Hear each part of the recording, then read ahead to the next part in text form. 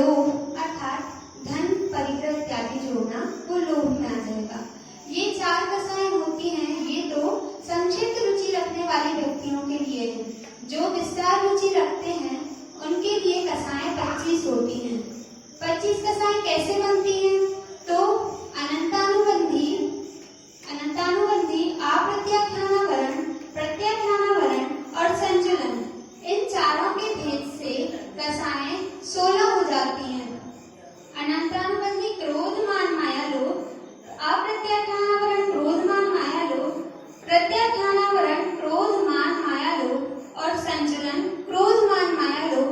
इस प्रकार से कसाएं 16 हुई और इसमें 9 कसाएं भी ऐड होती हैं, जुड़ती हैं, जिसके कारण कसाएं 25 होती हैं। 9 कसाएं कौन सी हैं? तो हास्य कसाएं, रति कसाएं, अरति कसाएं, शोक, भय, जुगुप्सा, स्त्री वेद, पुरुष वेद और नपुंसक वेद। इस तरह से लास्ट में एक सम दिया है 4 × 4 + 9 = 25। इसमें पहले हमें सम सॉल्व करते टाइम क्या याद रखना है? प्लस नहीं करना है, पहले इंटू करेंगे तो हमारा क्या आएगा? 16 आएगा। फिर उसमें हम 9 प्लस करेंगे तो 25 आएगा। ये तो हमारी 25 कसाएं कैसे बनी ये हमने समझा। अब अनंतानुबंधी क्रोध, मान, माया, लोभ ये क्या है? अनंतानुबंधी किसे कहते हैं हम ये जानेंगे। अनंतानुबंधी अर्थात जो अनंत भवों का बंध कर दे, वो है अनंतानुबंधी कसाएं। अप्रत्याख्यानावरण कसाएं क्या? जो देश संयम का घात करे अर्थात पूर्ण संयम प्रकट ना होने दे, वो होती है अप्रत्याख्यानावरण अर्थात जो आवरण लाए। और प्रत्याख्यानावरण कसाएं जो सकल संयम ना होने दे, वो प्रत्याख्यानावरण कसाएं है। और संचलन कसाएं, सकल संयम कहते हैं। संचलन कसाएं जो है वो पूर्ण संयम तो होने देती है, लेकिन यथार्थ संयम ना होने दे, वो है संचलन कसाएं। इन चारों कसाएं में से जो 16 कसाएं हैं, आचार्यों ने उनके हमें उदाहरण भी बताए हैं। हम उनके 4 उदाहरण यहाँ पर सामने हैं तो उनको समझते हैं। ये है अनंतानुबंधी क्रोध, जो पत्थर की रेखा के समान है। जिस प्रकार पत्थर पर अगर रेखा बन जाए, जैसे पूर्व में शिलालेख हुआ करते थे, जो चतुर्थकालीन शिलालेख अभी तक चलते आ रहे हैं, तो वो कैसे हैं? कभी मिटते नहीं है, मिटेंगे हजारों सालों वर्षों बाद मिटेंगे। पृथ्वी की रेखा कैसी होती है? जो बनेगी और लेकिन कुछ 6 महीने के अंदर ही भर जाएगी, वैसी होती है अप्रत्याख्यानावरण कसाएं। और धूली की रेखा अर्थात धूल की, रेत की रेखा, रेत पर हमने एक लाइन खींच दी तो वो कितने दिन तक चलेगी? जब तक एक हवा का झोंका ना आ जाए। और वो झोंका 2 घंटे, 4 घंटे, 2 दिन, 4 दिन, यहाँ तक कि 15 दिन के अंदर ही वो मिटी जाएगी। और अंत में है संचलन कसाएं की, जैसे जल रेखा। कैसे कि हमने उंगली से जल पर रेखा बनाई, वो कितनी देर तक रहेगी? बिल्कुल हमें दिखाई भी नहीं देगी और वो मिटती चली जाएगी। तो वो वैसा होता है संचलन क्रोध।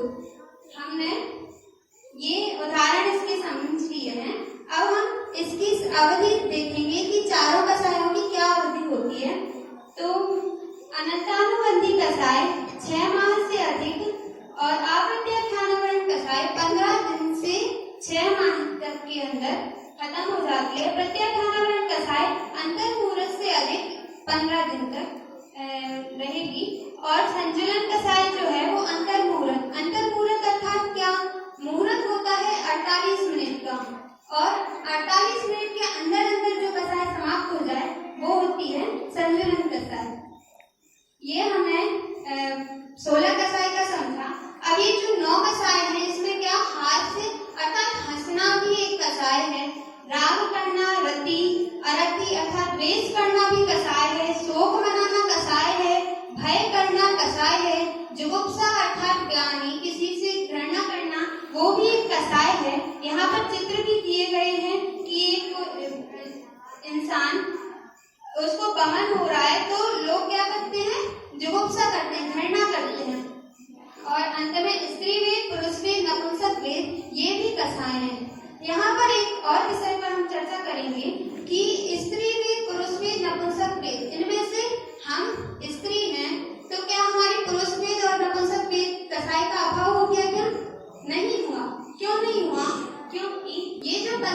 है वो बाहर के लिंग से नहीं देखी जाती है। हमारा लिंग स्त्री लिंग है, स्त्री वेद नहीं है।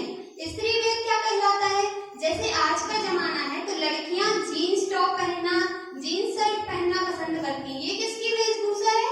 ये पुरुषों की वेशभूषा है। तो हमारा जब लड़की पुरुष के वेश में है तब उसका कौन सा वेद चल रहा है? उसका पुरुष वेद चल रहा है, उसका स्त्री वेद नहीं चल रहा है। और कुछ कुछ लड़के होते हैं जिनको नेल प्रिंट लगाने का शौक है, बाल बड़े रखने का शौक है, ऐसे कई शौक होते हैं। तो उस टाइम पे उनका क्या, उनका